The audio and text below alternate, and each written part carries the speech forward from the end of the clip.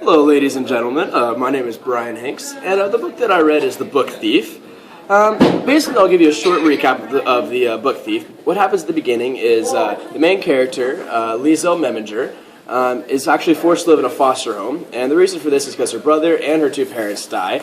Her two parents are actually killed by Nazis because her father was a communist and her mother was around the same thing, killed by Nazis. And the thing that traumatized her the most was her brother dying, and the way she gets over that is her foster father actually reads her stories, and when he kind of soothes her. First story that they read comes from the cemetery, the gravedigger.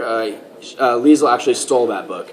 And so they start reading those books, and she falls in love with books. And that's really the basis of the whole story. You know, they go through situations where they actually have to keep somebody, they take in a Jew in the household because of Mr. Han. He kept up a promise, so that's so they keep in the Jew, and then those two, Max Vinneberger was actually the name of the Jew, and they became friends, Liesel and Max. And Max later in the story, writes two stories about their friendship, and also what happens in the story is that Liesel falls in love with a guy named I believe the name is Rudy Steiner, and he always asks for a kiss and stuff like that.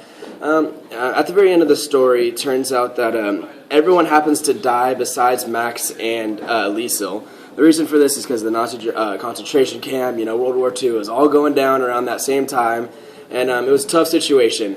One more thing that I would like to highlight about the story is that Liesel actually gets caught stealing a book by the mayor's wife. Her name was Ilsa Herman, and she actually invites Liesel over to her house to have a little book club meeting, and she was a really nice lady. So that was the end of the book, basically in a short recap, and that'll be it.